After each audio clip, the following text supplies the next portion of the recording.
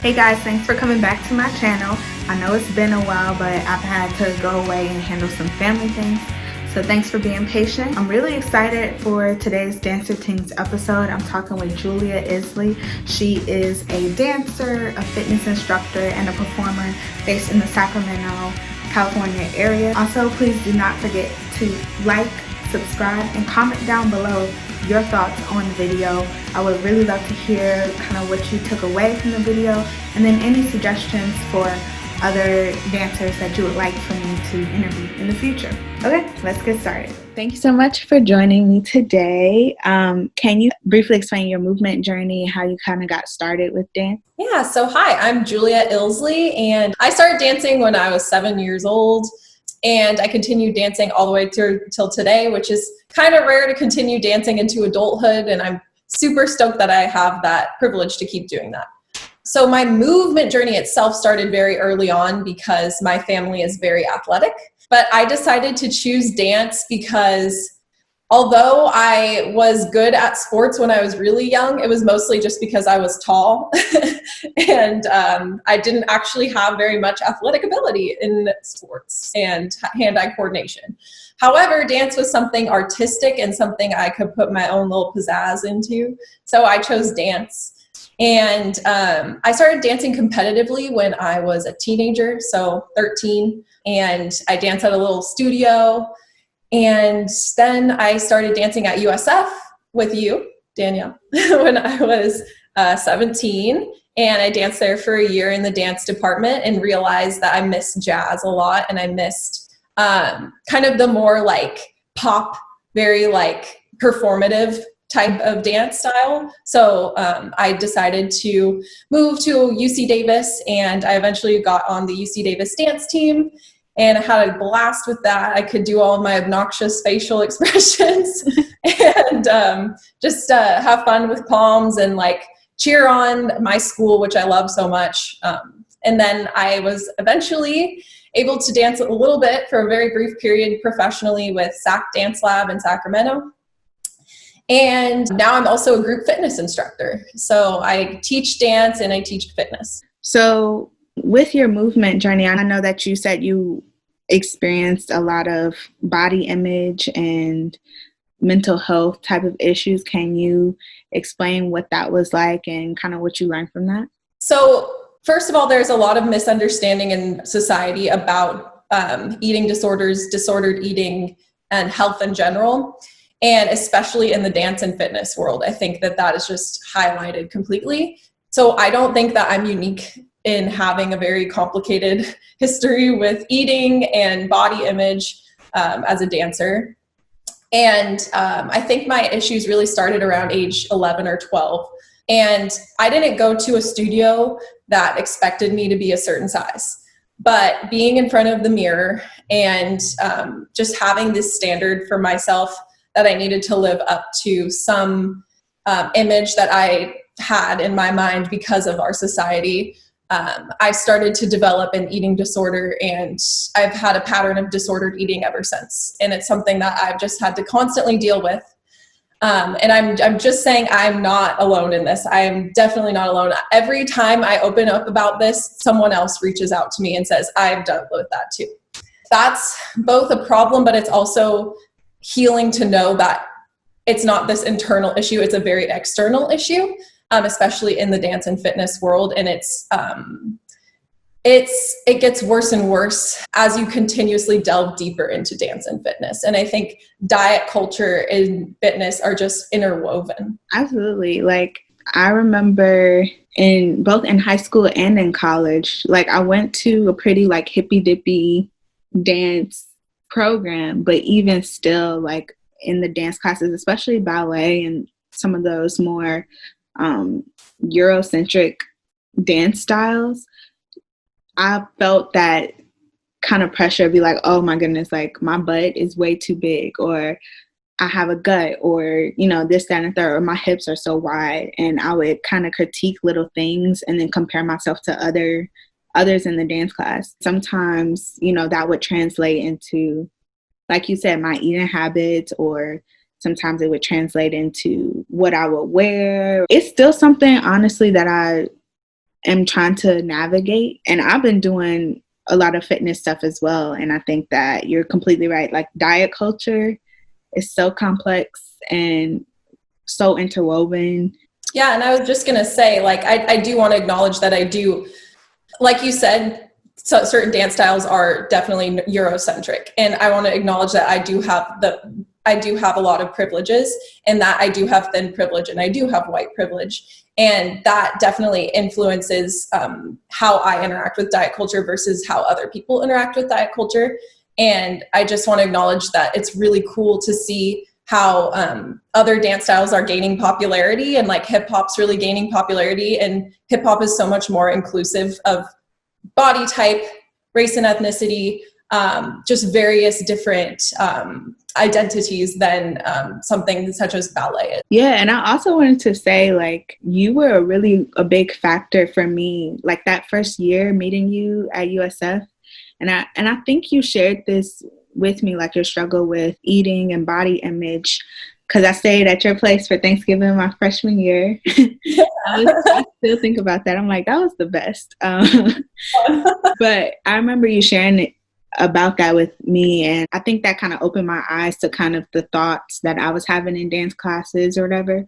So thank you for just like always being transparent and like bringing up this conversation, because I feel like it's not talked about at all, or not in the dance spaces that I'm in. It's not talked about often, about like those thoughts that we're having in the classroom comparing our bodies, because it is such a physical sport and art form. So anyways, thank you. And thank you for always pushing me too. I think that we're both very transparent, and we can call each other, like you've called me out on certain things that I really appreciated, like with social justice and things like that. And you've pushed me to go further in my journey with that. So I appreciate that as well. Yes, look at us.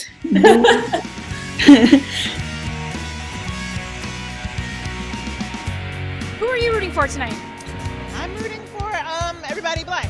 All right, I'm interrupting our interview with Julia just to remind you of our RFB for this episode, and that is Ujerk, which is a restaurant here in Cleveland, Ohio. They serve great food. I'll link their website all down below, and it's a family friend, so definitely go ahead and check it out if you have the funds. Okay, going back to the video. Okay, so the next question that I had is, what is something you kind of wish you knew earlier in your dance career that you know now? Yeah, so one just very technical thing that I wish I knew was, first of all, to really deliberately practice with dance and fitness. Instead of just going, oh, I need to take more dance classes, or, oh, I need to exercise more. Like, what is it exactly? Like, analyze what is it that you want to improve. So with me, flexibility has always been something that didn't come very naturally. So I wish I would have taken that and gone, okay, I'm not very flexible in this area. So my hips, that's something I'm really stiff with. So I should have been stretching my hips constantly instead of just, oh, I'm going to stretch. So just really like analyzing what exactly it is in dance and fitness that you need to work on, and just like honing in on it. I wish I would have known that earlier, because I think I would have made more progress faster. And a second thing is, make sure that you go outside of your bubble. So take class from various areas. I should have been going up to San Francisco from Napa when I was in high school and taking class. Even just watching YouTube videos, not everyone has the ability to go travel. You can just watch YouTube videos. I talked to someone recently in Sacramento that learned how to dance strictly from YouTube videos. He just watched people and picked up the choreography, practiced, and he's like amazing. He's incredible. So I just think that it's just like really being flexible and open-minded and learning from different people. Mm-hmm. That's really good advice. So what is it like going into the fitness world? Can you talk more about kind of your experience with that, and then any tips and tricks that you can suggest for other people if they want to also transition over to the fitness world? Yeah, so I decided to get my group fitness certification a year ago. And I had been thinking about it for a while because I love Zumba and I wanted to teach Zumba. But something that I would recommend is, before you go and get your group fitness certification, think about where you want to teach and what you want to teach, because it's very expensive. and it cost me a lot, and I'm still probably working to pay that off. So just think about that. And because I don't know if I necessarily needed my group fitness certification at this point. So it helps, but it's not necessary all the time. So transitioning from dance to fitness was very easy because I took group fitness classes kind of throughout my whole life. And I just really enjoy movement. Like it doesn't need to be dance.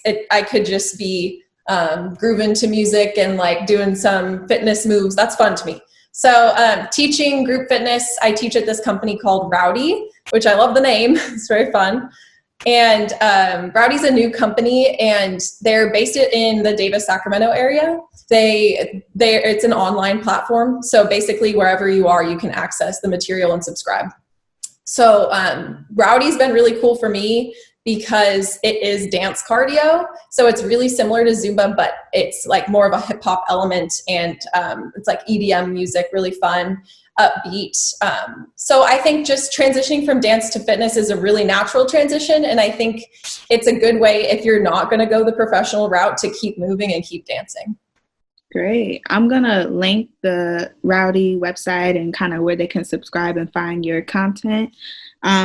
The last question kind of transitions into that as well.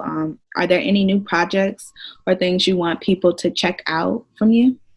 Yeah. So I have a few videos on my personal Instagram page of me teaching, and I often teach at Sac Dance Lab. So if you're in the Sacramento area, or if you might be in the Sacramento area in the future, I would definitely recommend checking out Sac Dance Lab. And then just my name pops up on there every once in a while when I have time to teach. And I'm probably going to teach a virtual class for Sac Dance Lab soon too. So I'll keep you updated on that. Okay, great. And what is your social media links that people can follow you at? Yeah, so mostly I use Instagram, and that's just at Julia Ilsley, my name. Any last words of wisdom you want to give the people, or anything you really wanted to talk about? I mean, okay, I guess this is just randomly coming to my head, but I think that it's been really cool.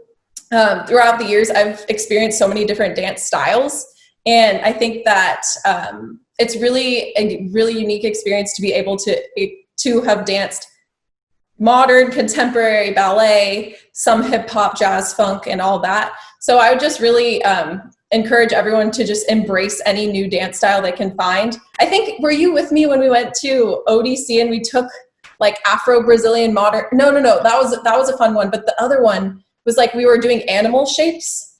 Do you remember? Maybe. I remember Megan giving us a assignment to do something kind of like that. What was the one that Megan loved so much? It was oh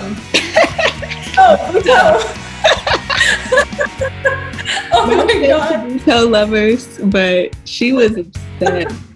She still is. Very unique style dance. Alrighty. Thank you so much for doing this.